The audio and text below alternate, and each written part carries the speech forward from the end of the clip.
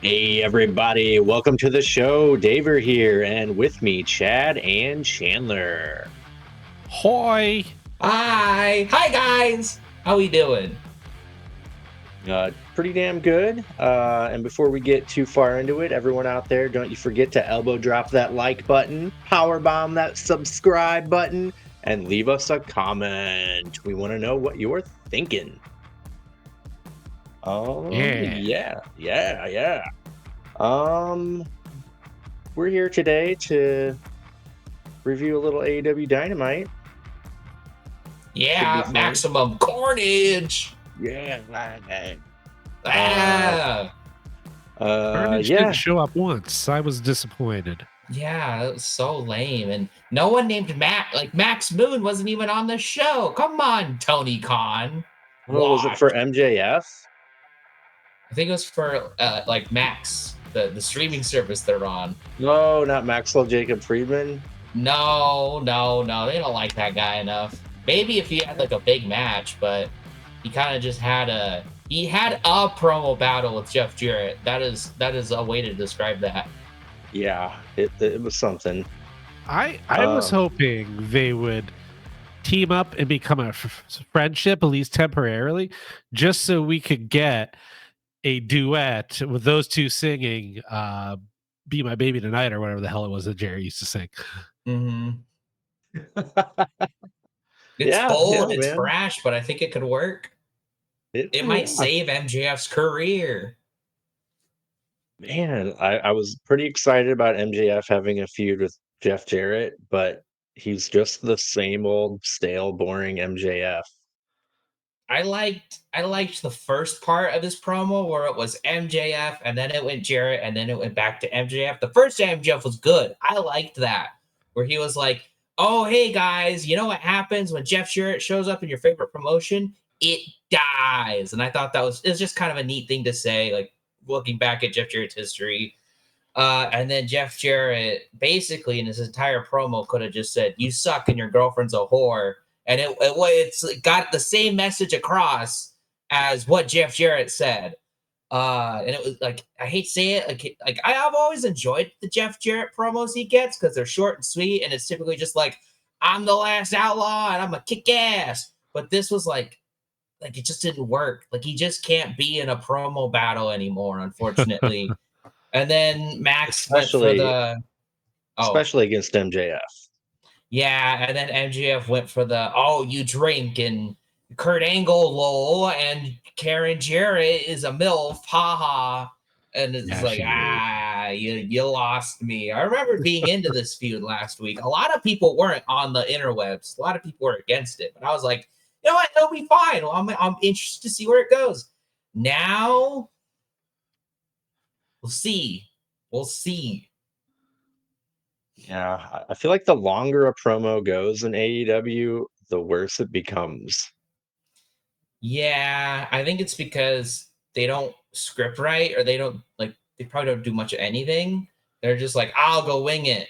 And very rarely, like nobody can wing for like five, like maybe they can, but like it's really hard to wing for 5 minutes straight, especially in a wrestling context where you have to keep the crowd alive. And if you're a heel, you got to keep them, you got to antagonize them without going for the cheap stuff. If you're a babyface, you got to keep them interested in you, or you can just like script your stuff out beforehand, but people just don't really seem to like to do that in AEW.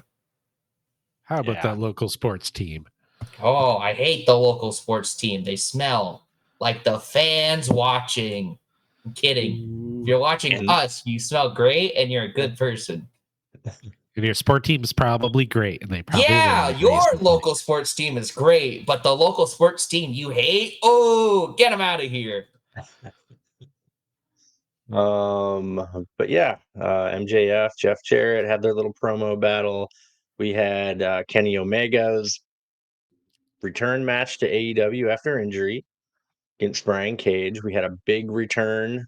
Samoa Joe gone for 6 months. I missed him sorely. I should have knew it when Shibata came out. Right? During the Hook match. I was like, I must have just been asleep when Hook came out because I don't remember seeing Shibata. And then I just remember the commentary just going, "Hey, look, it's Shibata," and it just panned to Shibata. I was like, I guess he just appeared. Cool, I'm fine with that. And then they did the DQ, and I was pretty disappointed in the DQ because I was like, I think that's one of the only ways the main event could end, and I would be somewhat satisfied is if they DQ him, and they're not going to do 2 DQs in a night.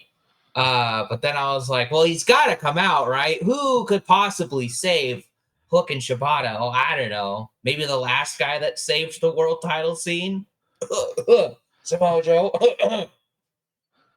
Dude, just have him beat Moxley, right? We keep talking about these pivots. I feel like AEW is full of pivots right now. They're just not pivoting. Yep. Yeah. Now, or that'd be a cool challenger for the Trios Championship that never gets defended. Seriously, I might look it up here a little bit later, but when's the last time the Trios Championships were defended? Because I think, it could be wrong, but I think it's like the Dark Order after All Out. Oh, God, I forgot about that. I didn't even watch that episode. I just remember hearing about it, but like that's the only one I can think of. I'll look it up real quick. Yeah, they don't even wear them. It's like they don't exist anymore. In their defense, it's kind of like the Moxley thing where they're hiding it away. Maybe they're jammed into the briefcase. Maybe, but it's like the international storyline with Ospreay and MJF last year, where like nobody was like, "Oh no, the international title!" Oh, like nobody really cared. And that's kind of how it feels with the trios title, since it's like, "Oh no, they're gone." The thing that was wrapped up in the Bang Bang Scissor Gang for like 8 months last year, like darn. But the world title, that one is way more important. So that's like the first time they've done like a belt hijacking angle, and it kind of has mattered because like we actually don't see it anymore. But it's also different because it's Death Riders and it's arguably awful. Yeah, quite awful. We need Marina Shafir to have a damn match. Like what that? Why is there no I thought AEW? she was gonna have something with Willow there. They kind of briefly had a tussle. Like she should be going for the women's title, the TBS or the should have been in the gauntlet match. Yeah. Like what is going on? Yeah. I don't know. But we did get a cool debut during the women's gauntlet match. Megan Bain, which apparently she was on Dark a few times. I don't remember that, but she is tall. She made her whole package was great. Yeah, she made Statlander look small. Yeah. No, she was really impressive. I liked how Mariah May sold it on commentary, where she was like, "Who is this? She doesn't even have a graphic. Like Tony Khan, get on this." And then she was like, "What does she eat? Babies? Like she's awful. Get her out of here." So it's very clear, and they also said it on commentary that she's from Stardom. She has some history with Mariah May, so I'm looking forward to seeing that. Was this like a debut? Is she all elite, or is this like it's the gauntlet match? We'll just throw a special person in for funsies. Nobody knows. They say she's been signed since like last year, but she never got a graphic. Fightful saying that yes, she is all elite, but still no graphic, no fanfare. Like it's really weird. I hope they don't Camille her. Yeah. Who? Yeah, who? As long as she's not, they didn't debut her like she was going to be the manager for someone. They debuted her like she was a big deal. So even though the crowd didn't really respond, but unfortunately, I've never heard of her, so I don't blame the crowd for not knowing who she is. But at least the commentary did a decent job of telling me who she is. Yeah. Let's see. Man, the Hurt Syndicate, man, they are taking those tag titles. There's no They just question. kind of made the Private Party look like chumps. Yeah, they did. I thought for sure Briscoe was the pit eater in that one. Yeah, makes me feel really bad, like really, really bad for Private Party because they've had those belts since Halloween, essentially, and they've defended them twice that we know of, because it was the Yeah. Full Gear match and then that Collision match they just had, and then they just lost to the Hurt Syndicate. So Barely on unless TV. maybe like Lashley and Benjamin want to put them over, like I'm being very nice with that. Maybe. I feel like that's a mistake, man. The Lashley and Shelton should not be losing anytime soon. No. Yeah, I mean Benjamin did lose a couple times in the C2, so he could eat the pin. I don't know. We'll see. I don't feel great about it. They again, this was a fine Dynamite in itself, but it did make me feel good for the future. Like at least last week, I was really excited for this week, and now this week, there's literally one match announced for next week's Dynamite, and it's Cope and Pack.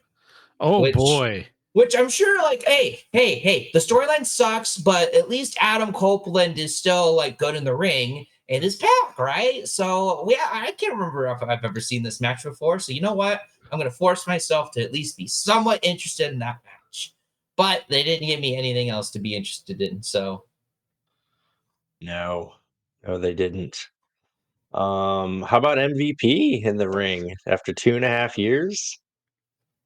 Not bad. didn't he do a blood sport thing a couple months ago? Yeah, I guess they're Well, not that's counting that as like professional wrestling. okay, everyone who thinks kayfabe is alive, cover your ears. Is Bloodsport real or is it still No. works? Okay, so I was gonna say if it's like an MMA thing, then maybe I could understand them being like, well, he did an MMA and now he's returning to wrestling, but they just forgot about it, I guess. It doesn't matter. It's okay. It's 2.5 years since he wrestled anywhere that matters. How about that? We'll just call it like it Yeah, is. in a wrestling ring. Yeah. Oh yeah, because it's not like it's like just a mat, No. right? There's no ropes or anything. Weird. Yeah. I'm sure it's good, but weird. I've never seen Bloodsport. Saw some clips of a Moxley Yeah. one where he lost. There It's was a like a lot of lot blood. more violent. Like there's bleeding and So yeah, I would love it. Totally. it's like pro wrestling with like a little injection of some like kind of MMA kind of. Mhm. Shoot graps, brother. Shoot graps. No, nowhere near Right. as good as the Jake Hager Wardlow MMA fight. Yeah. Please tell me that's Is that not the our first next Dynamite? Dynamite. Is that our next retro review now? Yes. Oh my gosh. I think that might be up on Max. Chandler needs to see that one. Oh, Oh. I that sounds awful, but amazing.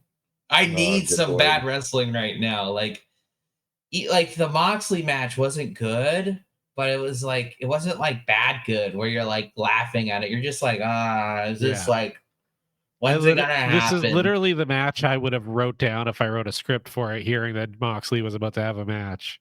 Yeah, they're gonna do some shenanigans. They're gonna brawl in the crowd. There's gonna be an overbooked mess at the end. Wheeler Yuta's gonna sneak out and hit him with a bicep psycho knee. Oh, those are all things that happened. it's crazy that it feels like we're in the last year of Roman Reigns' title run. Like in AEW. Do you feel the same way as I do, Chad?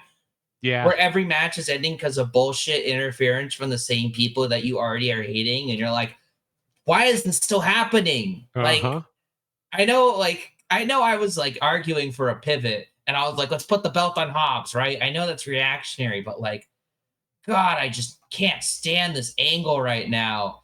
And it's making me hate the baby faces too for their actions in this feud.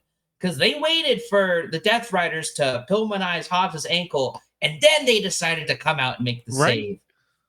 What a bunch of idiots. Like, and then there was that stupid, awful package about this is why Cope and FTR are such great buddies. And it was just them kissing each other for 2 minutes. Like, oh, you're so good, Cope. You're the best. No, you're the best tag team. Oh, we all live in the same small town in North Carolina. Oh, we love each other.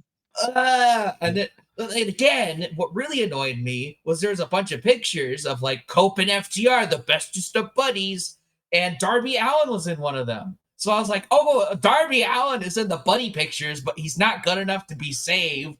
Like, he fell down the stairs and like got his neck broken. Who cares? Yeah. Oh, Yeah. I hate it. I don't remember hating Adam Copeland this much, but I'm really starting to hate Cope. FTR is bringing him down. Well, was it like, didn't we just get this with fucking Punk? Like, oh, we love, like, probably not this many kissing video packages, but like, oh, we love Punk. He's such a great guy. And CMFTR and all we his all love Bret Hart so much.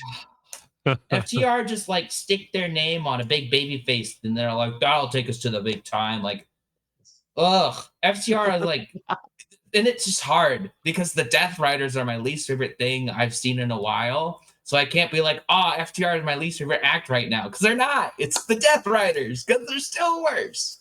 Oh, Hey. man. We can hate everybody equally. That's true. Equal opportunist, equal hating. Ooh. But that's negative. I'll be honest. There was a lot of good stuff on this show. I think for me, my opinion was way down because I got really annoyed by like the first 30 minutes or so of Dynamite. Like, not the whole thing, but like a lot of things kept happening and I was just getting really annoyed. But we'll get into that. Yeah. How about we get into our review here? Yeah. Yeah, we got Taz back. They're in a small venue.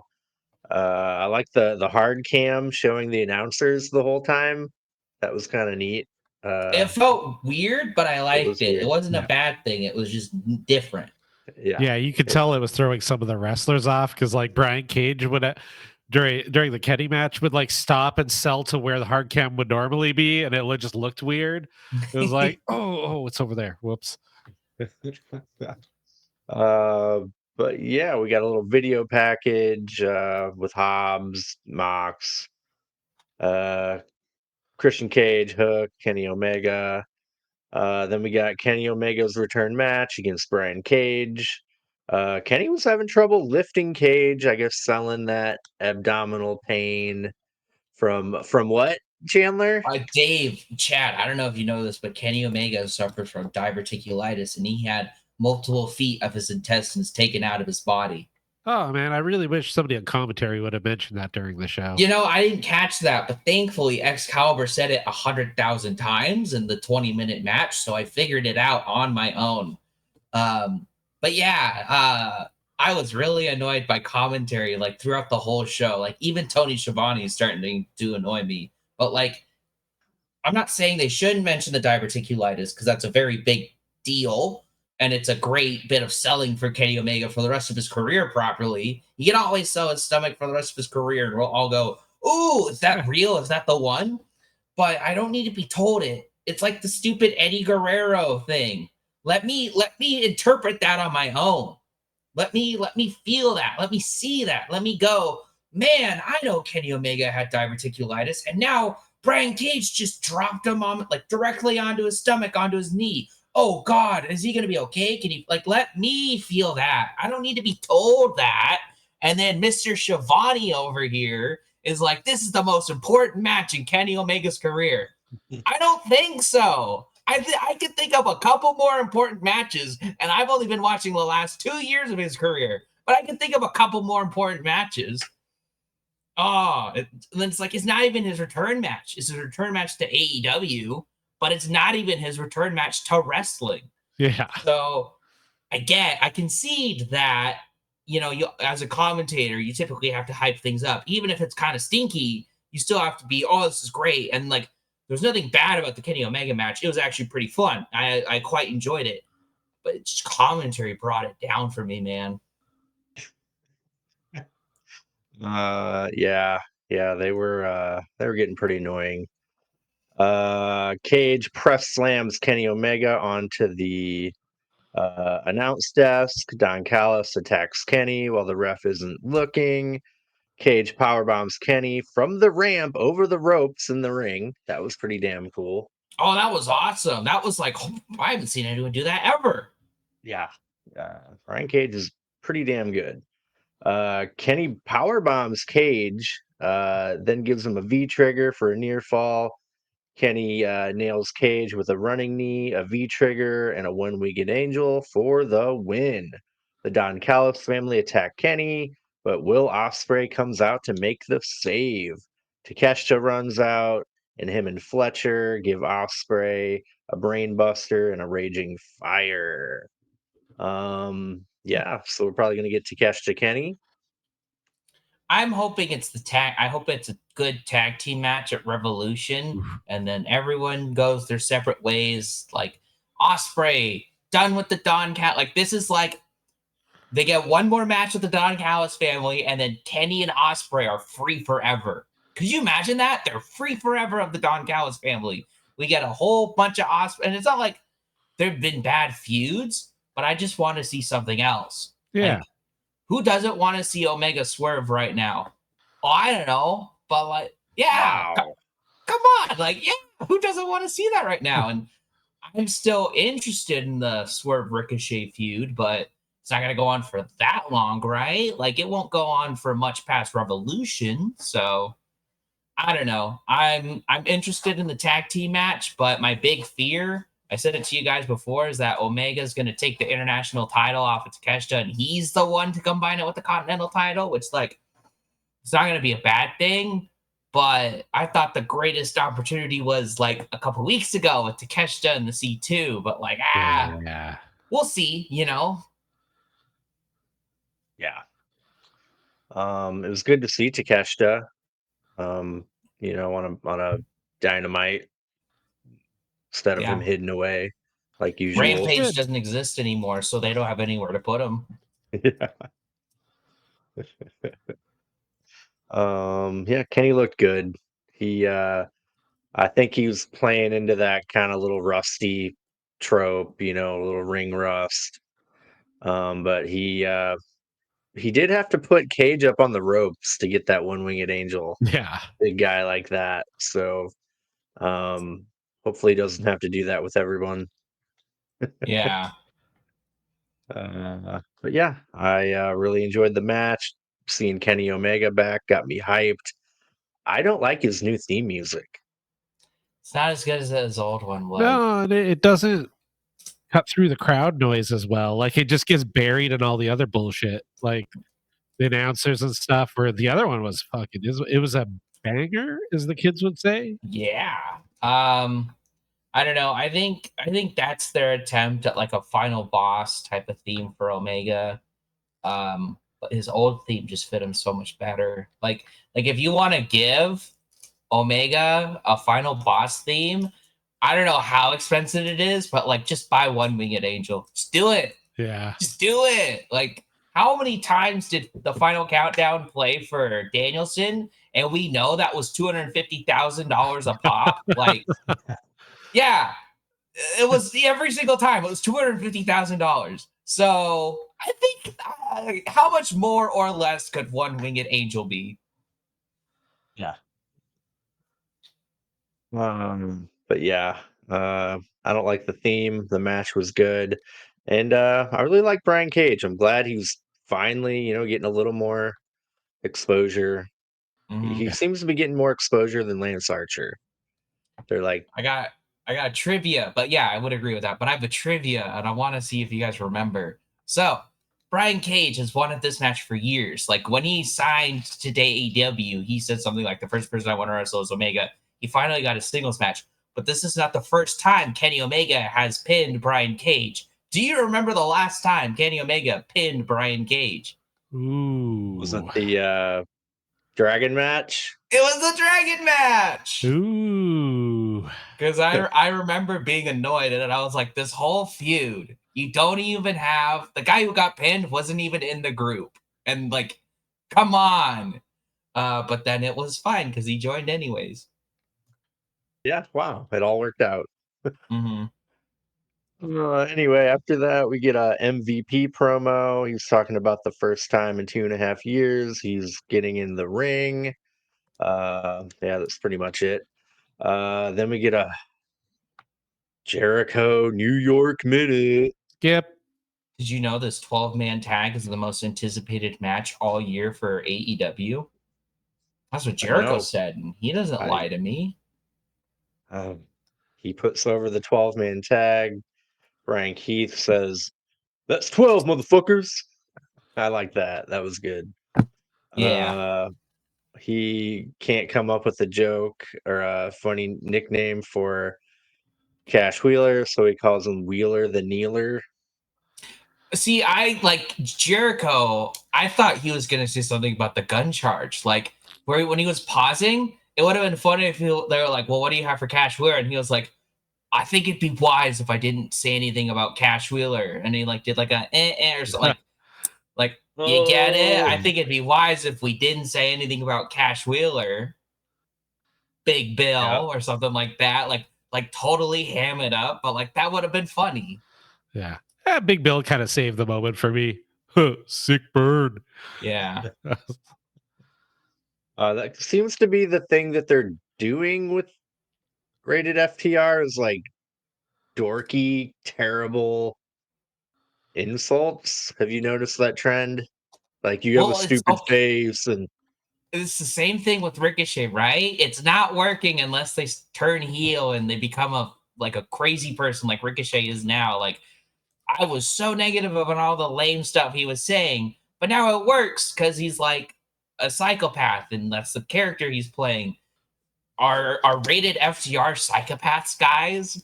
Are they like Ricochet right now? Are they gonna bring out a big comical pair of scissors and start stabbing people? No, I don't think they're gonna do that. that'd be I more really want to interesting. see that now, though. Thanks. Oh, I was thinking, I know, with the Cope FTR package that we got, I was like, why are they doing this? The only reason I can see them doing this is if FTR is turning on Cope, but it's almost too late for that. But maybe Hmm. that'll be like, oh, that's how Moxley beats Copeland is that FTR turns on him and they join the Death Riders. But at that point, I'm like, ugh. I know I wanted that, but now I don't. Now I just want it all to end. So maybe the logical end is Cope takes it off him at Revolution, then Christian cashes in on Cope. Yeah, maybe. But I don't want Copeland to be the one to pin Moxley. Yeah, Like, but it'd only be for like 30 seconds, and then the but that Christian would feels have the like title. that feels so gross. Like I get what you're saying, and it fits with the Copeland and Christian feud, but like Copeland being the one to take the belt off of him just feels so icky to me. And I can't like even if it's for 22 seconds, I can't help but be just like, Yeah. ugh, I can't have Then that. the big schmoz starts to happen, and then fucking the best wrestler in the world, old Dax, comes out and fucking hits fucking Meter Shafir right in the gooch. Okay, how about Wait, am I not allowed to say that? Dax Harwood pins Moxley, and then he pins Christian too because he's the best wrestler alive. After getting a Bazaiku knee. Yeah, Yuta gives him 20 Pasaiku knees. Christian gives him 30 kill switches. He still kicks out at one. He's like, oh, tough guy. Oh! And then he hits a sharpshooter on Christian, and Christian taps out instantly. Yeah. Uh, I guess going back to you feeling like it might be too late for FTR to turn on Cope, like maybe that's what they want us to feel like. And that's why they're giving us, oh, we love each other so much. We're from the same town and we love each other. We love wrestling. Like maybe they're trying to ham that up for it to be like more of a shock. I don't think they're that deep. I don't know. I Oh, kind of agree with Chad. Well, it's also man. like I'm not gonna. I was annoyed by the segment, so if they turn on him, I'm not gonna care, right? Like when they have to tell us how great of friends they are, I don't believe that they're friends. When they show us how great of friends they are, then I believe it. Like, why were people so invested in the Better Than You Bebe storyline, right? Because it took a while, but people actually believed MGF and Adam Cole were friends. And at that all-in match, it was genuinely like who will turn, and that was a big story, and people did care. because they believed they were two friends. I don't buy it with FTR and Cope. They should just call it Cope TR or Cope FTR. Like, have everything be Cope. John Copley versus Cope. Kopesuke Cope Teshta versus Cope Osprey and Kopi Omega. Sick. The Cope EW World Championship. Exactly. Did you guys watch Copa's debut on Monday Night Cope? It was pretty good. Against Cope Gable. All right, I'm done. Back to wrestling. Let's see, where are we here? New York Minute. Then we got Ricochet coming out for an in-ring promo. The crowd is booing him out of the building. He's getting frustrated. Takes him forever to start talking. I liked it. I like he's saying things without speaking words, like just telling a story. I like it. I appreciate it. He shows a picture of him holding up Swerve. They're both all bloody. Swerve's music hits. Nana appears behind Ricochet, hits him with a chair from behind, and Swerve chases Ricochet out of the building. I like this part. Out the door into the snow and gone. Yeah. I thought it was good. So okay, everything that wrestler or manager did was good. I liked Ricochet's little bit. I liked how all he said was, if that's all you want me to say, then take a look. And he showed the picture. I liked how it was simple. I liked Nana with the chair. I liked Swerve looking like a badass. You know who ruined this all for me? Any guesses? Excalibur. He said it again. He said it again. He went, I think he said, Ricochet proved that paper beats scissors every time. I didn't even. And I was like, I was literally like, I can't believe I'm saying this, but I hope Ricochet saves this angle for me because they keep on saying it. And like, that's why I loved it so much is they didn't bring up rock, paper, scissors. Like, it kills me that they keep bringing it up. And I want it to stop so bad. I'm so sick and tired of this. So Excalibur really said that? I didn't even catch it. Yeah, oh my God. they said it when Ricochet was coming out. It just drives I can't it just drives me insane listening to this sometimes. Where's Nigel? Bring him back, please. I need Nigel. I want to see Nigel and Taz on commentary together. I don't think I've ever heard that.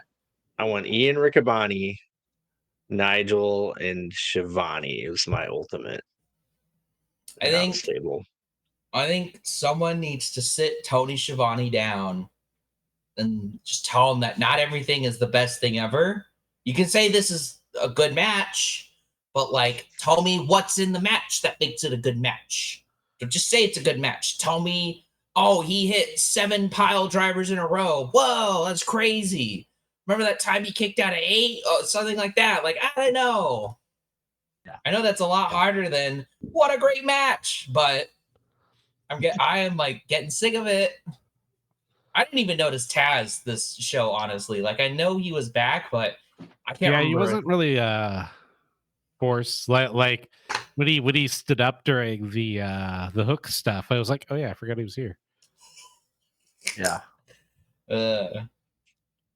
Let's see. After that, we get a little Mercedes Moné video package. The day in the life of a CEO. Step 1, make money. Step 2, shop. And step 3, train. I can appreciate that. She's got 4 titles, and that puts a target on her back. Money changes everything. Again, I like what she's doing, and I like this little video package. Yeah, short and sweet to the point, and it put over her character even more. It accomplished everything it needed to. Yeah, this is gonna sound really harsh, but I say it in the best possible way. The less we see Monet, genuinely the better. But we still want to see her, right? But you save her until she gets the long matches on pay-per-view, so your mind will go, "Oh my God, she's all that great," and then you hide the lesser parts, and then all these backstage segments and this package, it really like helps her strengths rather than highlights her it was a weaknesses. lot better than a poorly lit, very fake looking VIP party happening in the back of a wrestling show for reasons.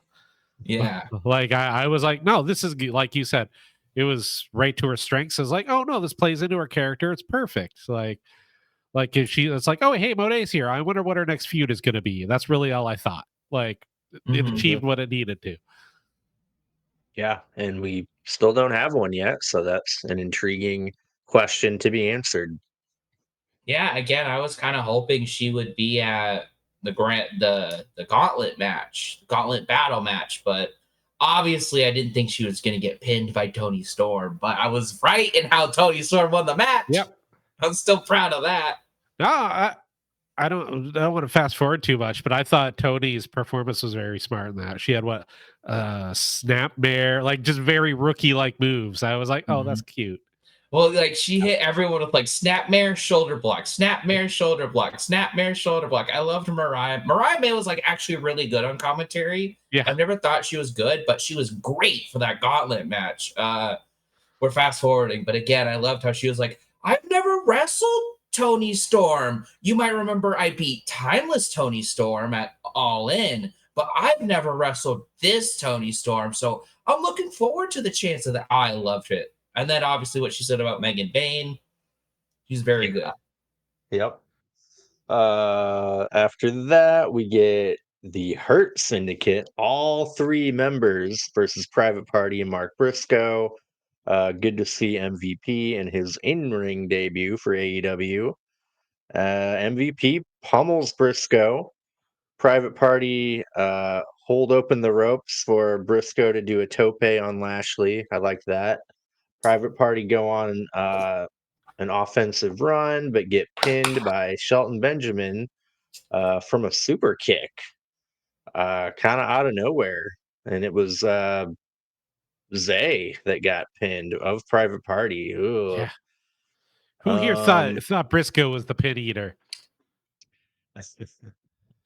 I don't know. I also was kind of like, or are they going to pin one of them and that'll set up the tag team match? Because Tony Khan always needs something like this. Like when Ricochet pinned Takeshita in the tag team match. And so obviously that meant Ricochet and Takeshita had to fight. So we'll see. We'll see. It just makes me feel bad for Private Party. Yeah. It wasn't very long or long enough. And they had only 2 title defenses. But it would be dumb not to have the Hurt Syndicate win. Yeah, I'm just surprised that they're going for the tag team division, especially putting Lashley in the tag team division. Yeah. Because we always say it like they have a lot of great tag team wrestlers. They just don't feel like using them. Like, remember the Outrunners? Are they still popular? Do people still care about them? Like, They're going to be on Collision. It's one of those things where, like, if their fan interest died, that's 100% Tony Khan's fault. He didn't do anything with them. Like, putting them in a big multi-man match doesn't do anything for them. Yeah, true. But yeah, I think even commentary mentioned like they're the number 1 contenders pretty much now. The Hurt Because of that. Syndicate? Yeah. Yeah, that would make sense, but we'll see. I mean, maybe the match will be really good, and we'll be like, it was a good match, so it makes sense that the Hurt Syndicate won, but we'll see. We're not feel like yet. It's really sad. Like back when the Death Rider stuff still had potential before that just kind of went wibbly wobbly. They did that cool stuff with Private Party and it sort of gave them the motivation, and then it just kind of it's more of the same for Private Party again. Like what happened? Where was the development? Where like it's just frustrating. Like they always have the seeds of really cool ideas, and then I feel like a lot of times there's just not enough follow through on them. Yeah, I agree with that. I mean, again, look at that whole entire Death Rider storyline. It started out so good, and it's like one of those few times where wrestling gets controversial, where like some people really like it, some people really hate it, but like regardless, you're interested in it. Either you want to see Moxley's plan follow through, or you want to see some baby faces trump him. But look at where we are now. And it's like same with like I was so excited for Private Party. I wanted them to wrestle FTR at World's End. Like I wanted all these big things for them. And it's like, we'll have them wrestle Leo Rush in Action and Andretti on the Collision after World's End. Come on, that's a pretty big deal. Hey, they won the first tag team match that was simulcasted. So their run's been pretty good, guys. Come on. They've got a Dustin Rhodes streak. The Dustin streak. Oh, and then we saw him and he like gave Jeff Jarrett a pep talk. I was like, I don't want to see you, Dustin. I don't want to see Dustin and Jeff Jarrett in the great like no, keep him on Ring of Honor. He has those titles. I don't want to see him. I'm not in the mode for Dustin Rhodes. Heard that. Then we get a Jeff Jarrett MJF promo battle that started okay, went off the rails, was way too long. Jeff Jarrett or MJF says Jeff Jarrett doesn't know the definition of the word humble. Jeff Jarrett interrupts MJF. MJF yells at him, says he's calls himself a living legend. MJF tells Jeff Jarrett the last thing you see before your favorite wrestling company dies is Jeff Jarrett. He calls Jeff Jarrett a recovering alcoholic. He's going to send him back to rehab. He calls Karen Jarrett a sexy MILF. He makes a joke about Jeff Jarrett knowing what a generational talent and an Olympic gold medalist balls taste like. I want to admire that line because he really just wanted to say Kurt Angle, but like he couldn't figure it out. So he was like, "You'll taste generational talent and Olympic gold wrestler," and nobody kind of got it. Like it kind of felt like MJF was saying he was also an Olympic gold medalist, and I was legit like, "Wait, MJF won a gold medal? When was this?" And I was like, and I was expecting him to mention Kurt Angle, but I was like, wait, what? It was just how he said it. It sounded like he was also talking about himself. And it was like, oh, I guess that was the Kurt Angle reference. Ooh, got him. Got him. Jeff Jarrett says AEW's fan base awakened a passion in him when he entered the Owen Hart Cup. Jeff Jarrett says MJF's mom was a call girl. Jarrett calls MJF's girlfriend a call girl, says she was doing 10 other wrestlers while MJF was wrestling Ospreay for 60 minutes. He calls MJF scared little boy and a one-hit wonder. MJF needs to win the AEW championship to shove it down the throats of all the people that doubted him. MJF calls Jeff Jarrett a leech riding the coattails of his dead friend, Owen Hart. And Jeff Jarrett attacks MJF. Karen Jarrett tries to pull Jeff Jarrett off MJF, but MJF grabs her and pushes her into Jeff Jarrett, and MJF runs away. It felt weird that we're using Owen Hart for heat. Am I wrong in like not wrong in like, oh, he shouldn't say that. It's like, like why? Like your friend died in a horrible tragic accident. Ooh, burn, got you. Like the only way that could have saved the that segment was Big Bill coming out. Sick burn, MJF. Or Excalibur being like, did you know that Owen Hart sadly passed away, and that is why Jeff Jarrett might be upset about that comment that MJF just made about that. And he might have had diverticulitis. And Eddie Guerrero was his mentor too. I wonder if that's something they gotta get cleared by Martha Hart. I would hope so. Like, I right? would really hope so. But I don't know. Again, I remember watching the first part of MJF's bit, and I was like, "Ooh, I like this." And then Jeff Jarrett started going, and it wasn't just that his material was bad; he wasn't delivering it well either. Yeah. And so honestly, it was just like kind of sad to watch. And I haven't felt sad once watching Jeff Jarrett. I've always been like, "Yeah, last outlaw, baby." I remember the last 2 weeks, I've been like, "Yeah, he's gonna win the world title," and I can't wait. I've been honestly like, but now I'm like, oh, he's just an old man. Like, I don't want that. If like that's what we're gonna get.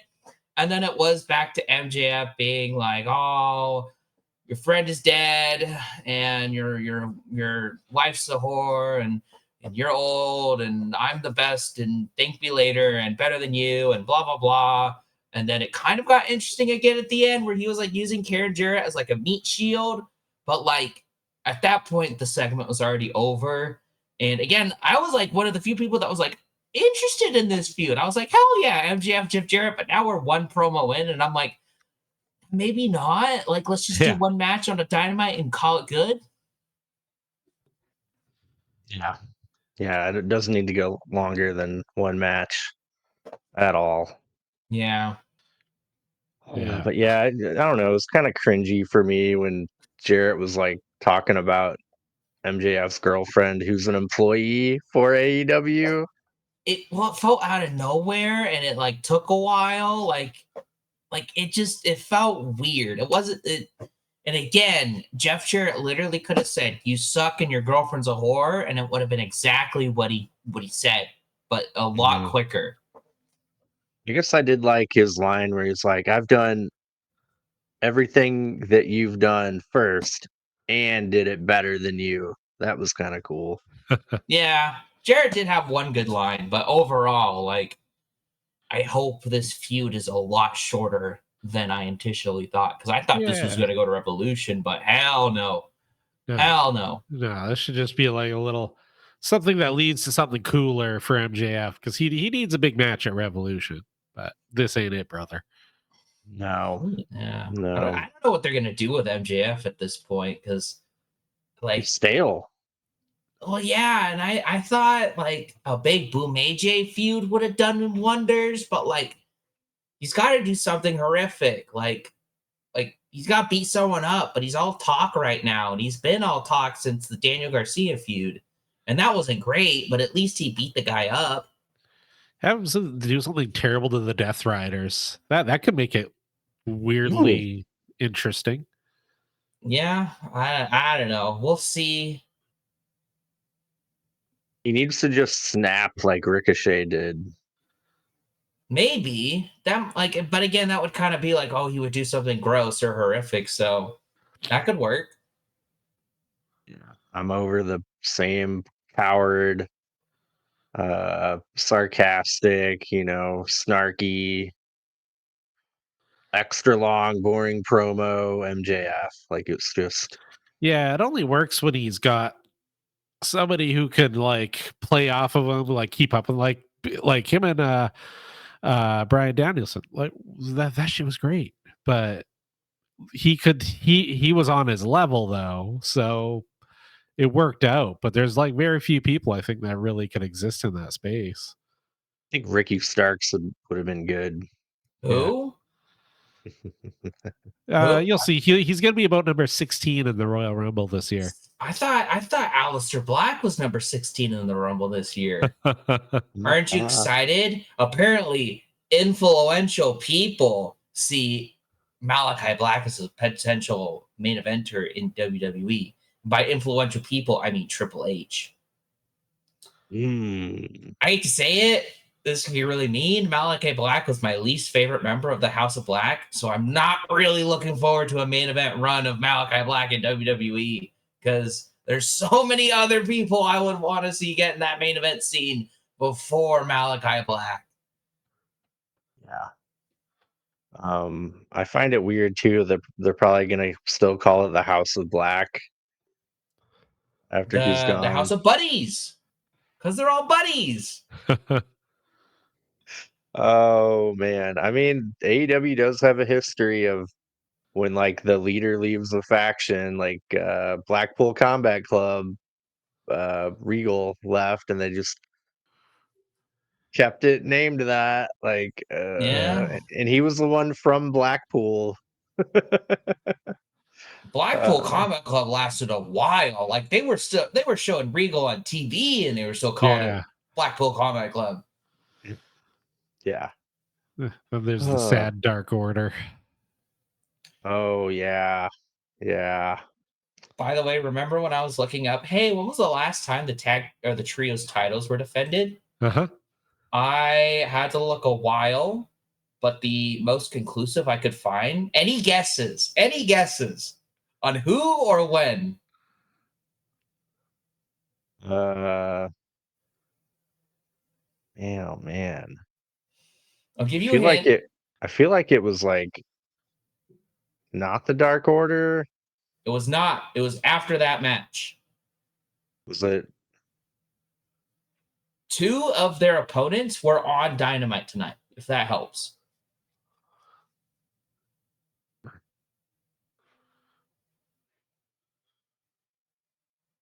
I don't know.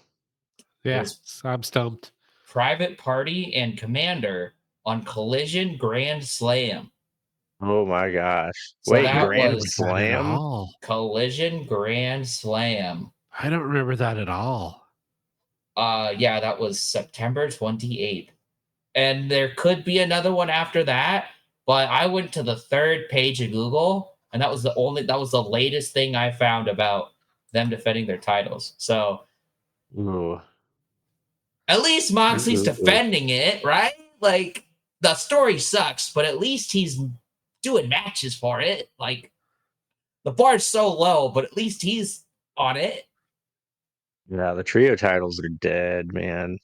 But like, be real, they've been dead for like ever. Like as long as I've been watching AEW, they've never mattered. They've just kind of been props. Like they were just, oh, let's have the Acclaimed hold some, and then it was the reason that the Bang Bang Gang blew up or whatever. Then they had him, and then JY was injured and they couldn't freebird it, so the Patriarchy had him. Then it was funny because Christian held all three of them. Yeah. And then Pat got his Wembley moment in Wembley. So in all of watching AEW, I can think of 2 times where I liked that what was going on with the trios titles. And it was like something that kind of had to do with them. And it was just the visual of Christian holding them all and then Pat getting them. Yeah. Yeah. I liked when the House of Black had them. They were just silver and black. They didn't look all Yeah. colorful. Yeah, the House of Black Rules stuff was cool. Yeah. That was my favorite time of the trios titles. And I But missed that because I think the Acclaimed got him at All In, and I just started watching a couple months after that, so I missed that, unfortunately. yeah. Yeah, moving along here. We got Christian Cage versus Hook. Finally, this is like a 3-month long feud. I remember us saying this match should have been at Full Gear. So yeah, we've been cooking this one for a bit. Yeah, we have Hook attacks Cage on the ramp.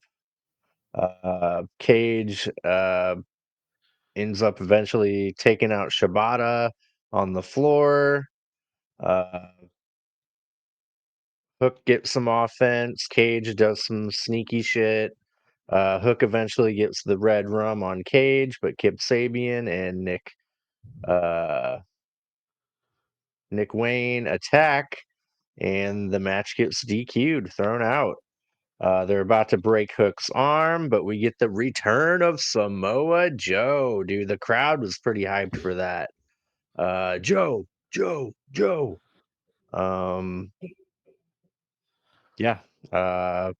He kills Kip Sabian and Nick Wayne, and looks great. Can't wait for his first match. Yeah, I love Joe. It was like one of the best things on the show was his return. I've missed him dearly. And as big of a Christian fan I am, the match was fine. Like, Yeah. I've never been too impressed by Hook, and this was just kind of like an average Hook match. Like where Christian excels, in my opinion, is the sports entertainment more side. Like he's the best sports entertainer in AEW, and that's a great thing. But this match just didn't do it for me. But it also kind of just felt like it's just the vehicle for the Joe return, which is fine. We're just talking about those trios titles. If you put them on Joe, Shibata, and Hook, you get a couple weeks of goodwill from me, Tony Khan. You get a couple weeks.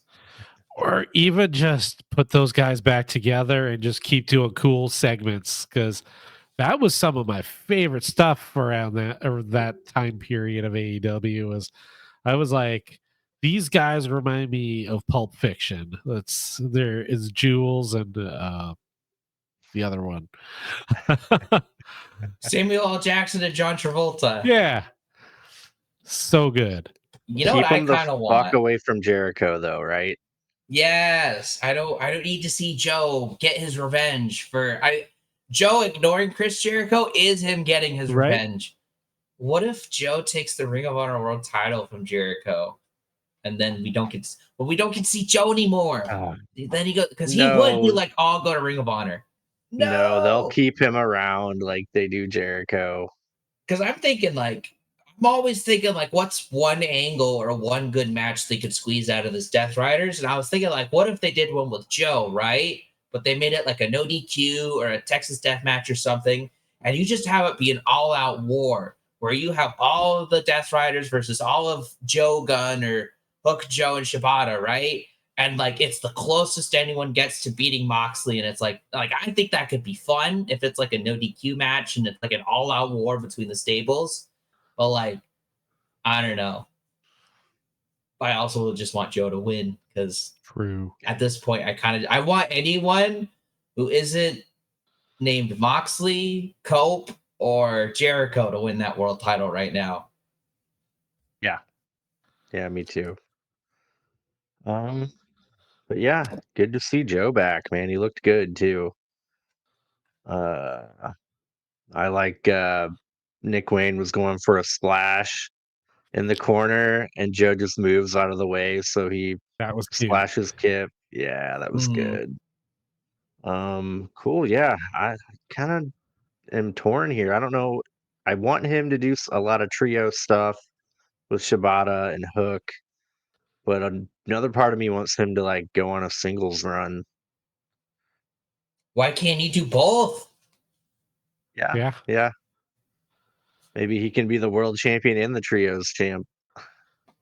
I'm okay with that. Like, it doesn't got to be long reigns for either, but we saw what Joe did for the world title last year. He gave that like such goodwill. It lasted all through Swerve, lasted through Danielson, and it lasted for like the first month of Moxley's, and that was all because of Joe, baby. So like, he could do that with the world you're title. Being generous. 2 weeks. Yeah. 1 week. The night of Wrestle Dream. Hey, that's enough. It's enough time. Yeah. Well, yeah, it was good getting him back, and it was a DQ, so we're gonna get Christian Cage versus Hook again anyway. It'll be a no DQ match, and that's how Hook will win. Like that's, hopefully it'll be like a Revolution match, and they can just move on. And this feud has been going on for so long, and like it's weird that they've in the time it's gone on, Taz has gotten injured, had double knee surgery, recovered from that, and come back. Do you think the reason they were holding it off because they wanted Taz to be back? Because there's no way that's a coinky dink. Well, so he could stand up for 30 seconds and look like he was going to go into the ring. It was a little distraction. It distracted them so Joe could beat them up, I guess. Huge payoff.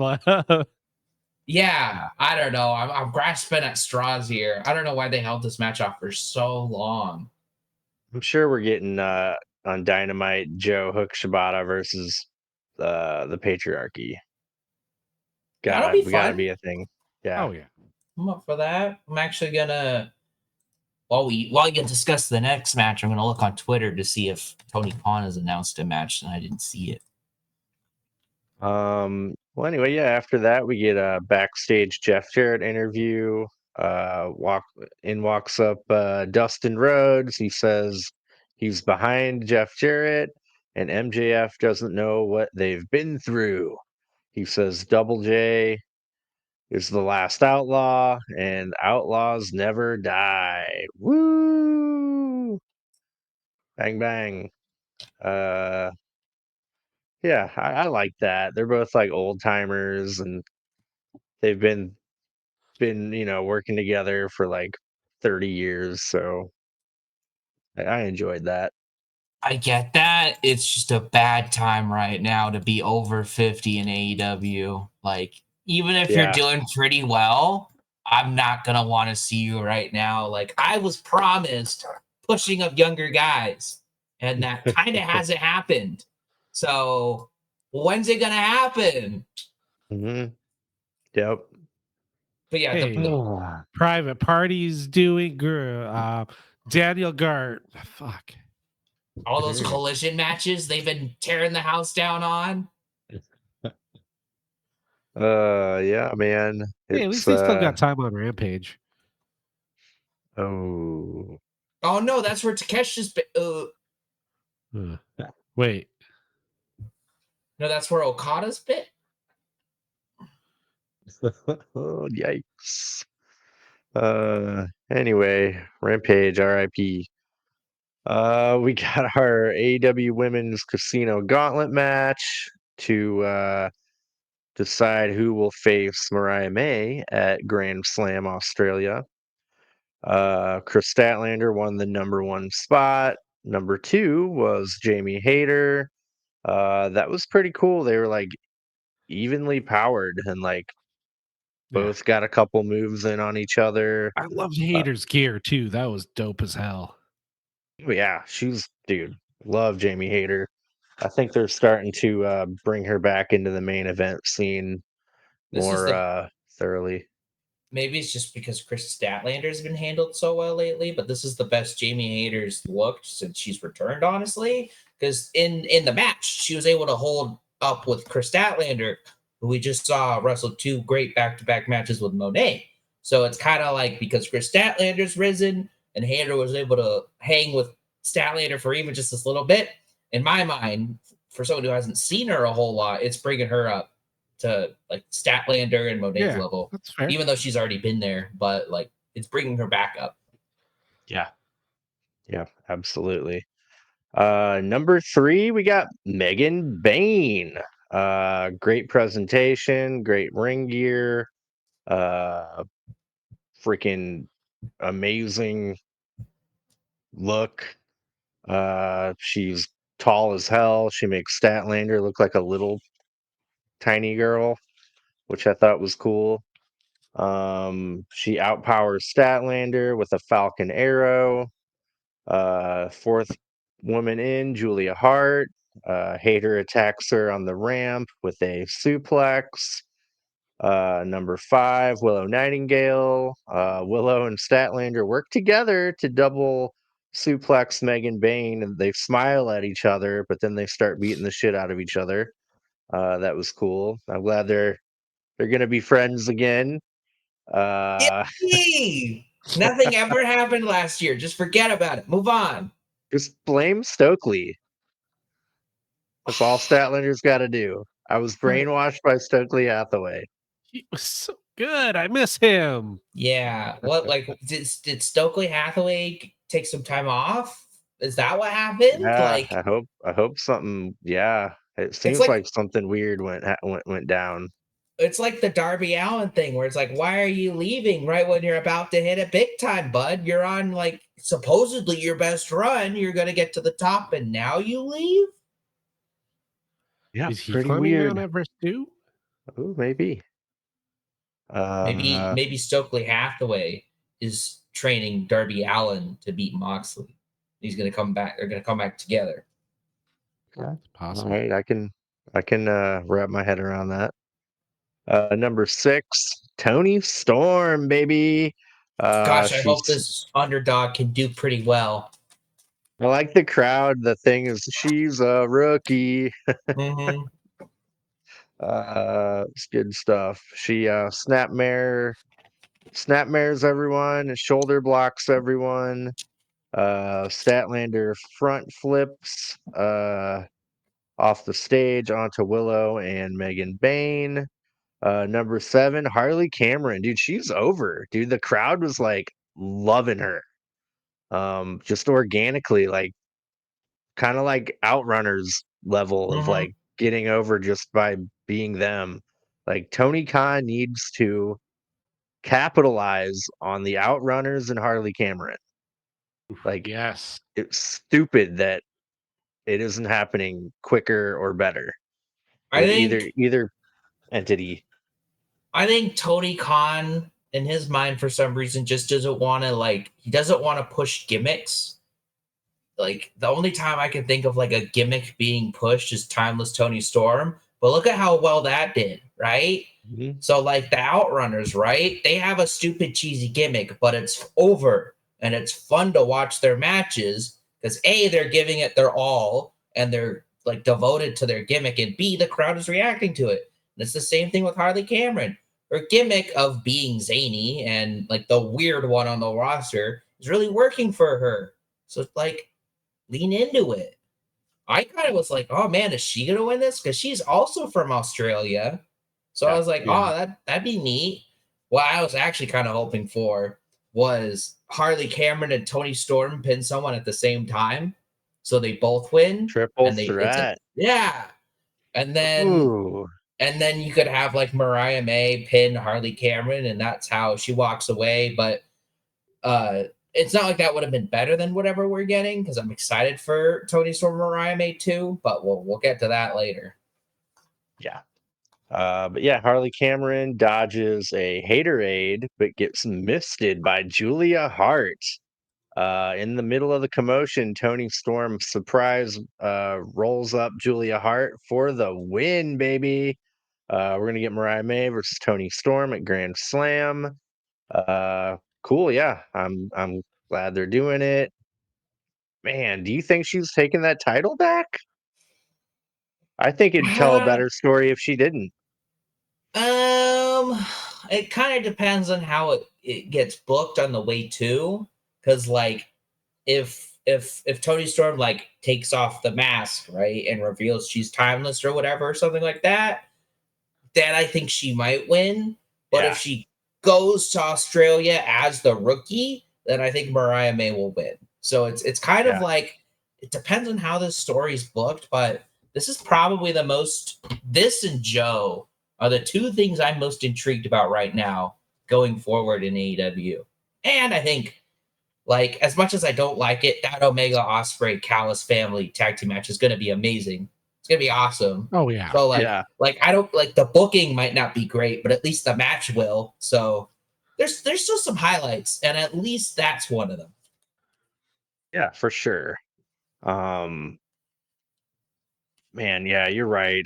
I think it would be silly for Tony Storm not to be like, haha, I was acting the whole time. Like, I think Yeah, that's the way to go.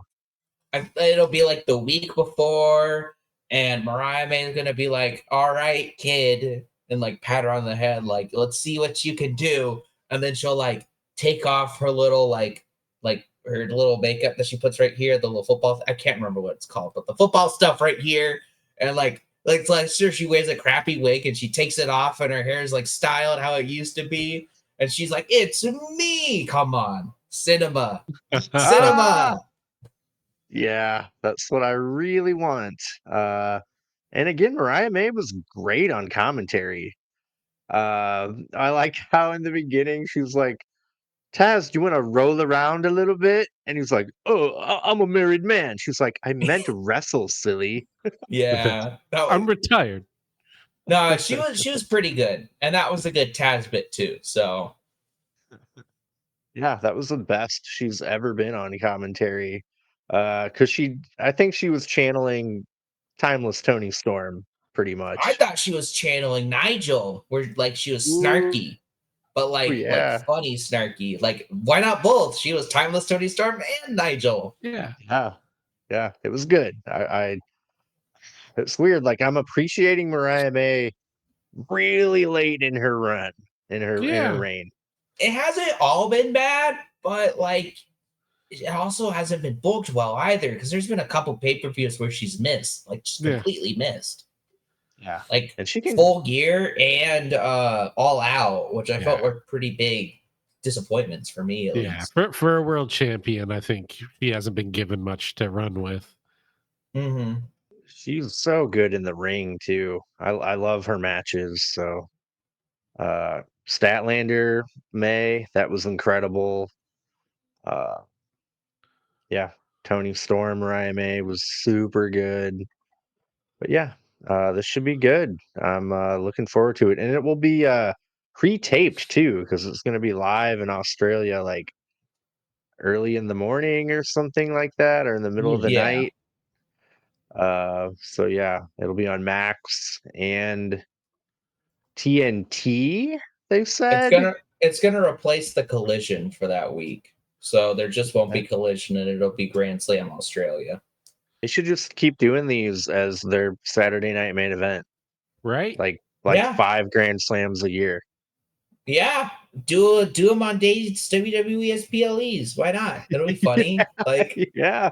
if they're doing them at Double or Nothing and All In, fire back. Do it at SummerSlam. It's gonna be 2 nights. Yeah. What they should do, if CM Punk main events like night 1 of the SummerSlam, they gotta have like the Elite in the main event of the Grand Slam for that week. That'd be funny. That'd be so funny. Yeah. Yep. The Elite versus FTR. Yeah. Come on, baby, do it. Yeah, Tony Khan's got to start playing dirty. He never really has really played dirty, like that I can think of. Can you guys? Well, I think their way of playing dirty is airing the CM Punk footage, and that was like awful. That was like one of the worst things I've seen in AEW. So, and the occasional ill-advised Twitter tirade. Yeah, like I can't believe Jinder Mahal got a title match. He sucks, but Hook is great. He should get a title shot. And it's like, don't. You're making it so much worse than it already is. I just thought of Maple Leaf Wrestling, where we saw Jinder Mahal last, and that just made me think of Scott D'Amore. He was backstage at Dynamite. Did you guys read that? I think so. Give him Ring of Honor. Like, speaking of TNA, did you hear WWE and TNA announce? The weirdest part is they're like, it's with TNA wrestlers and NXT superstars. Yeah, I'm like, it totally did belittle the TNA. It's so weird. Like, you're not gonna put them on the main roster at all. Like, it's gonna be like, wow, that plucky underdog Moose, is he ever gonna make it to the main roster? Or Nick Nemeth, is that plucky underdog ever gonna make it to the top? Like, wow. Or the Hardys. Yeah. Jeff Hardy had an interview this week, and he was like, I want to do Jeff Hardy versus CM Punk again. No. But I have a feeling one of them is going to be in the Rumble. I'm gonna be like, disappointed. Yeah. But yeah, I thought it was funny. WWE are superstars, but TNA are just wrestlers. And see, I see those, and I'm like, oh, wrestler. To me, that means more than superstar. Superstars always felt fake. And unless it's like, I'll call someone a star if they're a huge wrestler, but I'll never call someone a superstar. Like, it just feels weird. I don't know. So, like, when I see wrestler and superstar, it's like, oh, the serious one and the silly one. Yeah, I read that too. Multi-year partnership. It's a good thing, though. It is a good thing, though. It's a collaboration. WWE never does those. Hopefully, they do more. Hopefully, they're a bit more open about it. And maybe, just maybe, it'll lead to that WWE AEW crossover, right? Right? I mean, with Vince not there, the chances are better. Oh, Vince is still around, baby. Have you seen the trailer or the ad for Monday Night Raw on Netflix? It starts with him. No. There's a voice that goes, "Welcome to Monday Night Raw, and it's Vince, and it's I don't know why they did that. Why not do Triple H? I thought this was the Triple H era, the Paul Levesque era, or is it the Penta New era? Ooh. Or is it the Netflix era? Or is it the Max Simulcast era? What era the are we in, guys? Undisputed era. I've lost count. What era are we in? Real American era. Yeah. Oh, gross. A lot of backstage people backstage at WWE were mad at how long Penta's post-match promo went. Did you guys read that at all? No. What's weird is they were like, "Oh, we had to cut time from other stuff." The show still ended at 2.5 hours. Yeah, and I thought they were like, "Oh, Netflix isn't making us restricted on time," which is it? Like, so what? He ran a little on time. What your show can run over. Yeah. There's no more constraints. So why does it matter? Like, what was we're gonna stick with this as long as we can. Yeah, but they do. I remember I've seen a Dynamite go to like 2 hours and 15 minutes. It was crazy. Yeah.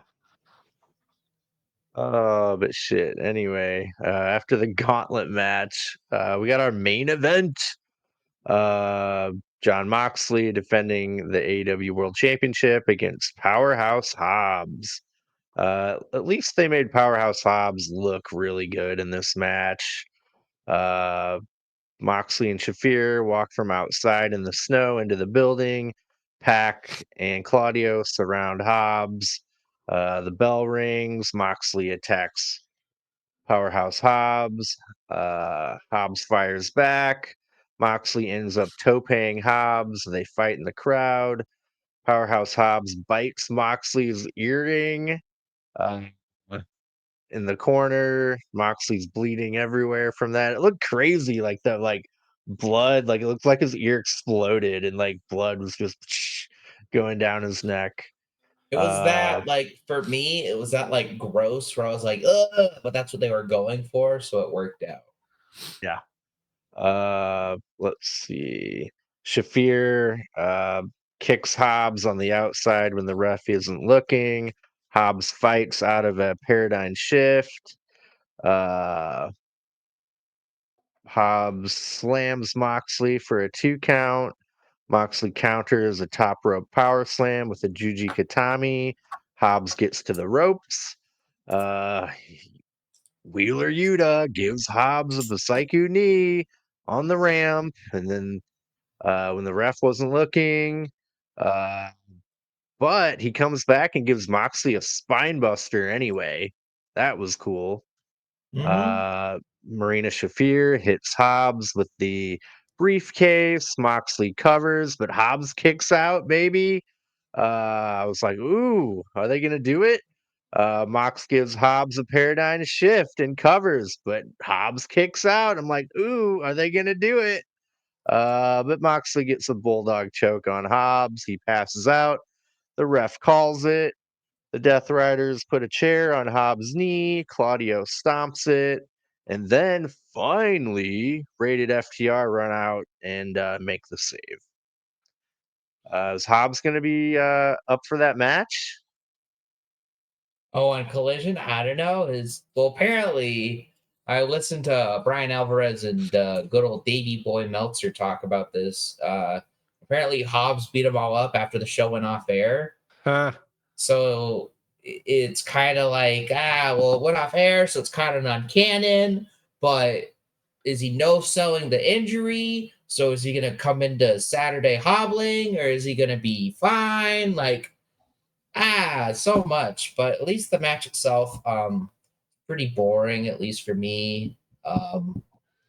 Hobbs did look as good as he could, but I still can't help to feel like he did kind of get like not buried, but I didn't want to see him lose like this, but I didn't want to see him lose at all. Yeah. I think I honestly would have been fine with the DQ, as shitty as that is, and like it would have been 2 in one night, but I think I would have rather had that.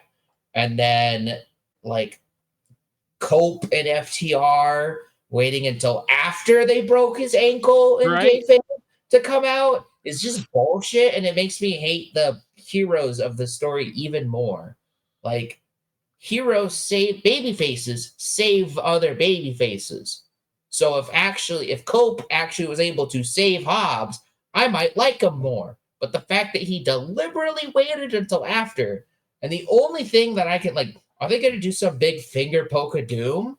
And like Mox pokes Cope and pins him, and it's like, oh, there's 8 people on the Death Riders now. It really is the NWO. Everybody's joining. Oh, it was just one of those things where I was really, really hoping for a pivot. I wasn't expecting it. They didn't build up to anything like that, but I was just hoping they were like, all right, let's just pivot. Let's just try something new. But as soon as I saw Moxley come out, I was like, he's winning. Like he's just not losing here. It's not the time, it's not the place. But No. whatever. It's just disappointing. And God, I hope we don't have to wait until Darby Allin decides to come back and wrestle. I really hope I hope that's not the case. But I don't know. I was pretty negative about this Dynamite, but it was an okay Dynamite at least. Like Joe coming back was good. Most of the matches were good. Yeah. It just didn't get me. I'm not excited for next episode. Mostly because I don't know anything that's going to be on next episode, but I'm not excited. Yeah, no, I mean the few things that I found interesting, like Swerve and Trevor Man, where I feel like it just didn't escalate enough for me. Like the visuals were cool, but I wanted Swerve to fucking, you know, you came at me with a pair of scissors, I'm gonna shoot you, kind of thing, or something crazy. Or he hits him with a brick, proving that Rock beats scissors every time. Oh, Yeah, pull out the old cinder cinder block, like you did on Hangman. that one guy that you didn't want to see. I think oh yeah, I forget about that guy. Swerve should have choked him with the chain, and then old reliable security comes out and breaks it up. I didn't even mention that, but how about Jarrett getting to hit MJF for like 1 second and then security had to knock it off? Still can't have a babyface win. Mm-hmm. We'll see. I mean, I can tell y'all right now what they got announced for Dynamite next week. It's Cope and Pack, which that's all you need. That's going to be a 2-hour-long match. they just redo the greatest wrestling match of all time, but it's just Cope and Pack working 2 hours on a random Dynamite. And that's one of those things where, like, a year ago, I would have been excited for this match. I would have been like, hell yeah, Adam Copeland and Pack, this will be fun. Same thing with Moxley. I would have been like, hell yeah, Adam Copeland and Moxley, this is why he's here, to wrestle these big names. But now it's like, it's in this Death Rider storyline, and then the only other thing we know is February 5th, half a month away, Swerve and Ricochet on just a Dynamite. They were amping it up as their return to Atlanta, but like, again, this kind of feels like everything's huge, guys. We're back in at uh-oh.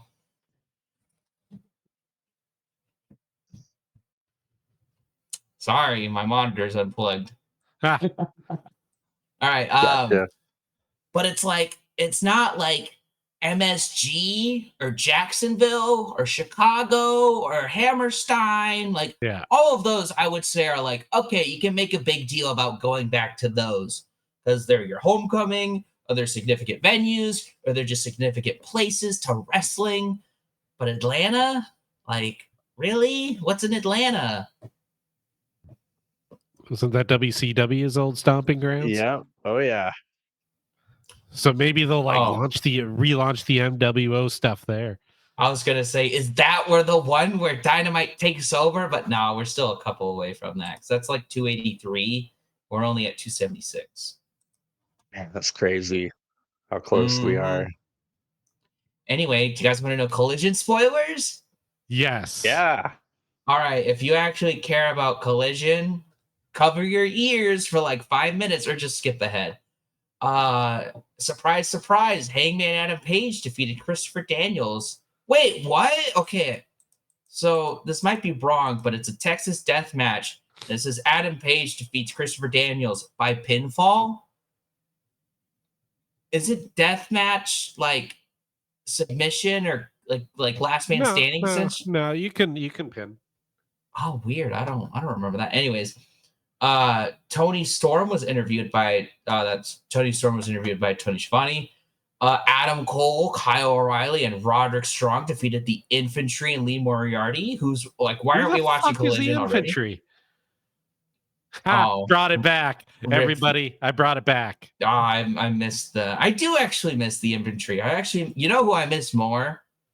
Shane Taylor Productions. Ooh, yeah. I miss Shane Taylor. I miss Lee Moriarty. Killing it on Ring of Honor, apparently. I Cutting really hella cool promos, like cool vignettes.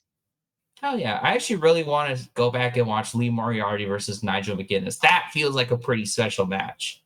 Yeah. Yeah. Lance Archer and Brian Cage defeated Top Flight. After the match, Top Flight was attacked by Action Andretti and Leo Rush. Yeah, okay. Oh, Anthony Bowens and Max Caster argued. Billy Gunn came out, and Caster accused him of never caring for them and just leeching off them to be relevant again. Bowens sided with Guns, and Caster decided to end his partnership with them. So the Acclaim ended. Oh, good. In the future, they're ending. Yeah, wait. The Acclaim ends on Saturday. I can't believe that feels so weird that it's over. Yeah. Like that, it's just a backstage segment on Collision. Nobody beats anyone up. That's what I heard someone complaining about Malachi just leaving like he did. No one got to beat him up. No one got any heat over him. He just left. And this is really weird with the whole Adam Cole match a couple months ago, where he was like, "Hey, I'm not really leaving, guys. I'm not leaving." And then he hasn't worked the match since, and now he is leaving. That was only a couple months ago, bud. He was at a pay-per-view though, right? What? Wasn't he at World's End? No, he was at Full Gear. He wasn't at World's End. Oh yeah, Full Gear. Oh. So that was his last match, was Full Gear. But still, I don't know. Anyways, Okada beat Ishii for the Continental title. I'm pretty surprised about that. I might need a minute. Julia Hart defeated Harley Cameron. And then Rated FTR, the Outrunners, and Powerhouse Hobbs defeated the Death Riders and the Learning Tree. I'm sure they pinned Brian Keith or something, so I'm sure it was fine. But yeah, so I'm glad we don't watch Collision anymore. I'll be honest with you. Yeah, what are we watching instead of Collision this week? The first Dynamite. That's our special retro view, and then we're back to our Dave pick, and then Chad pick, then me pick. Yeah.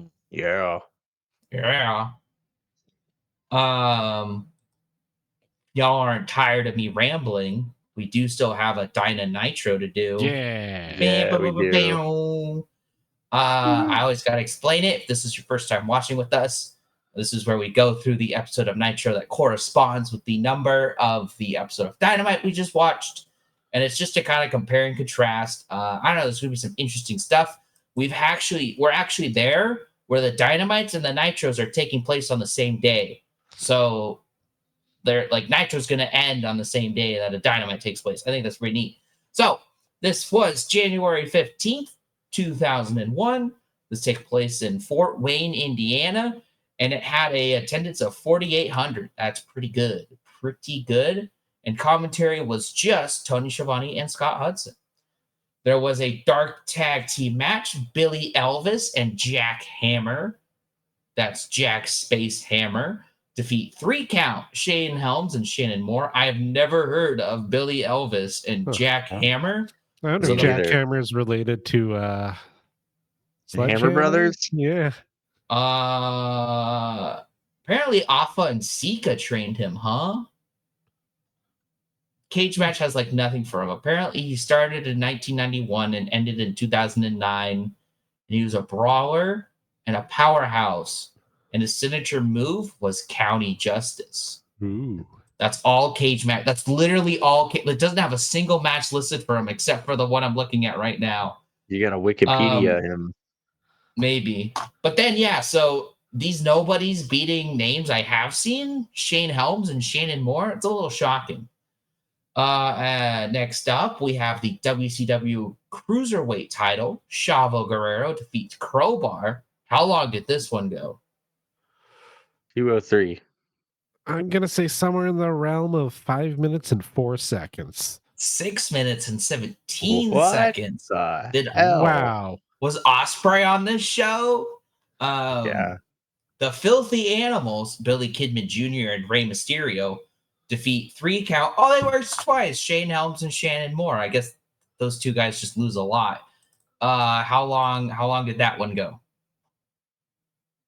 432. I'm going to break tradition. I'm going to say 1 minute, 23 seconds. 3:17. Ooh. So not too long.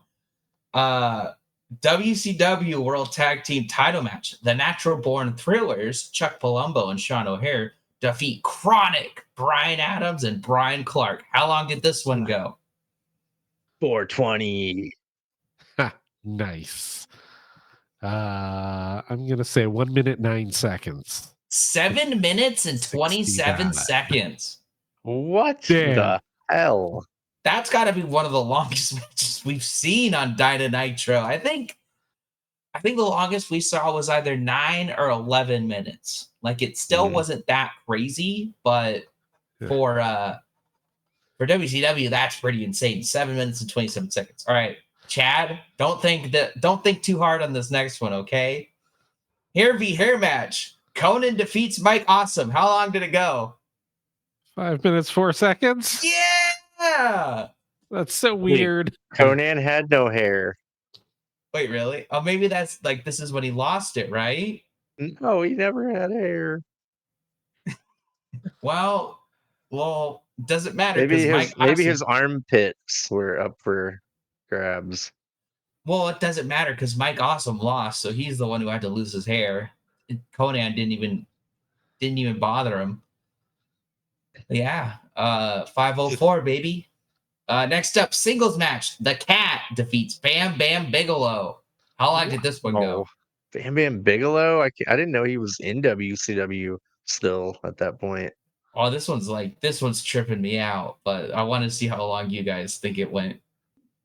1 minute, 12 seconds. Ooh, 1 minute, 9 seconds. 1 minute, 33 seconds. But like, you're telling me Bam Bam Bigelow is losing in a minute and a half? Like, that's a name I know. That's the guy. Like, it's one of the worst main events in WrestleMania, but he main evented a WrestleMania. Come on.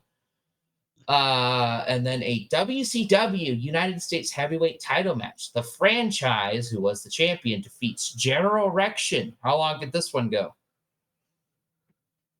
3:12. 1 minute, 9 seconds.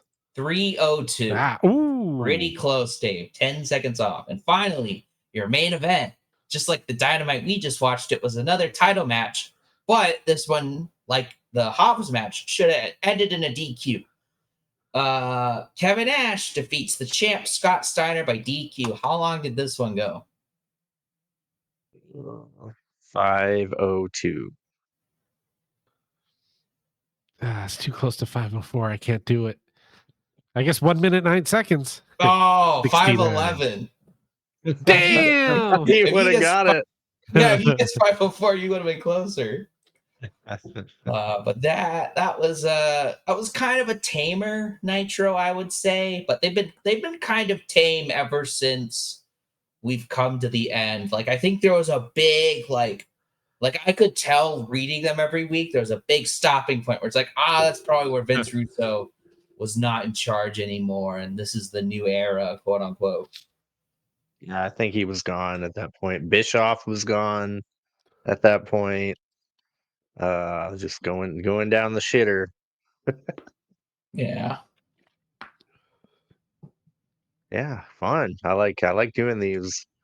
It'll be crazy when we get to Dynamite. I know. Right? It's scary. I wonder what that's gonna be like. I don't want to look anything up beforehand because I just want to be thrown in blind. Like, oh, we're in the new generation. There's Max Moom and Booger Bastion, hell yeah, baby. Yeah, that'll be like 90, Mantar. 96, right? 95 Oh, maybe? no, I think it started in No. like 94. It's only a year behind Nitro. Did it? I don't know. I'll check. I can look that up. So we might be looking at like 99 WWF. Ooh. Perhaps. So it started January 11th, 1993. Okay. Look up the So, Raw for this number just to get a okay. feel for it. Kind of excited for this.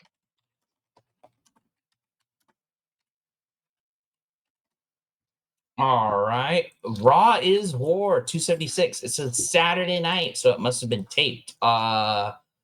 This took place so this took place January or September 1st, 1998. I'll go through this really quickly. Edge defeats Jeff Jarrett by DQ. So What? that's And they were both on yeah. fucking Yeah. Dynamite. Yeah, Edge defeats Jeff Jarrett, baby. Brad Shaw, which is JBL, defeats Darren Drozdov. Mark Mero defeats Miguel Perez. The Disciples of Apocalypse, 8 Ball and Skull, with Paul Ellering, defeat the Oddities, Golga and Kurgan, with Giant Silva, Luna, Shaggy 2 Dope, and Violent J. That's a whole lot for a Oh, match that doesn't matter. that's ICP. Yeah. Oh, really? Oh my Yeah. gosh. That was right before they went to WCW. Oh my gosh. Okay, I can't wait for us to get to Raw because this is a crazy Raw. We're gonna get right in the Attitude Era. Southern Justice, Dennis Knight and Mark Canterbury defeat Too Much, Brian Christopher and Scott Taylor. Next up, Vader defeats Dustin Reynolds. Oh, he wasn't Gold Dust? No, can you tell why I'm done with seeing Dustin right now? That's fair. So that's fair. another guy from Dynamite. Yeah, the Nation, D'Lo Brown and Mark Henry defeat the Headbangers, Mosh and Thrasher by DQ. Oh, 8-man tag team match, D-Generation X, so Billy Gunn, Road Dogg, Triple H, and X-Pac with China defeat Kai and Tai, which I feel like I shouldn't say these names, but I will.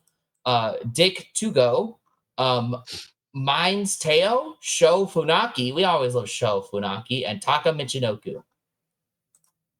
okay. Was that the main event? Yeah, I cannot believe there was a man they named Dick to Go. So 4 current AEW signings were on that Raw. Mm-hmm. Nuts. That is fucking crazy. Yeah, slap nuts. Yeah. I know that guy. I know that guy. Yeah, Billy Gunn, Dustin, Edge, and Jarrett.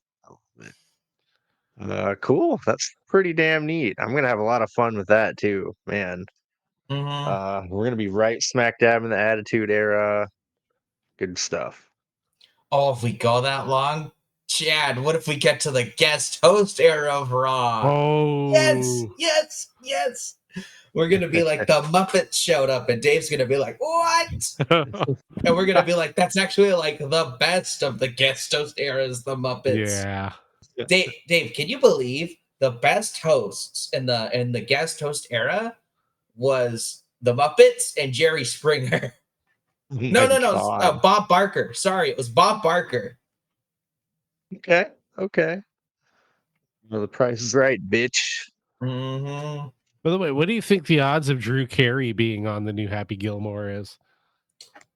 To reprise the role of Bob Barker. Oh my gosh, that'd be good. Yep. MJF is in it. Mm-hmm. I feel like he's the complete wrong character. What is his character in it? Is he Happy like Gilmore's son. Yeah. He should be Shooter McGavin's son. Right? To be fair, I have only seen Happy Gilmore once and it's been a while, so I don't remember it, but like The only reason I'm thinking this is isn't Adam Sandler Jewish? So maybe they're Yeah. like, oh, I'll have a Jewish guy to play my son. Probably. And they're looking for like an athlete archetype. And so they're like, we'll just go with you, MJF. Okay, Maybe. so here's something to mess with you. I saw that movie in theaters when it came out. Chandler, That's epic. not even born yet. Was it 96? That's about right. Yeah. Yeah, that's 4 years before I was born. Yeah. I was 16. It's epic. Man, oh man. Wow, that was fun. Yeah, I'm looking forward to the Raws now. That should be really neat. It'll be sad to end Nitros, but Ronamites I will know reign.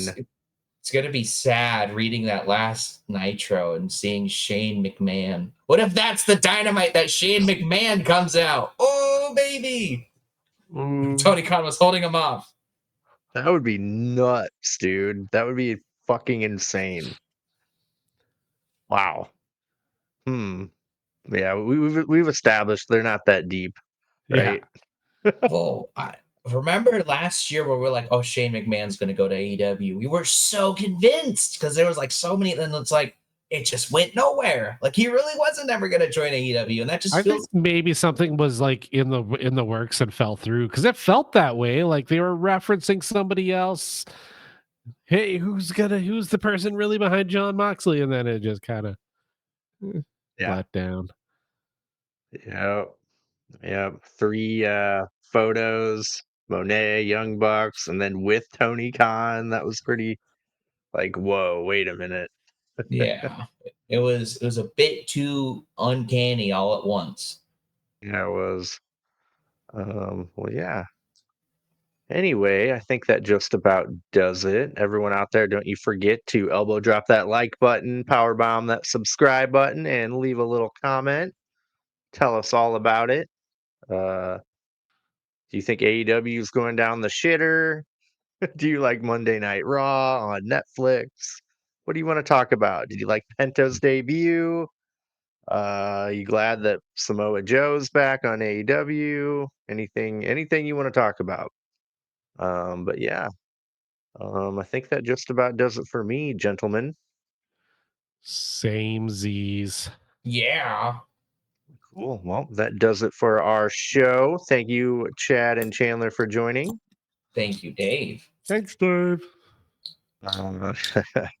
Cool. Well, thank you everyone out there, and look forward to our retro view of the very first episode of AEW Dynamite.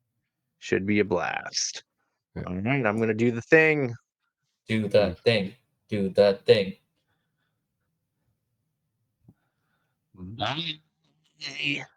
Cheerio, pip pip. Bye bye. Bye-bye.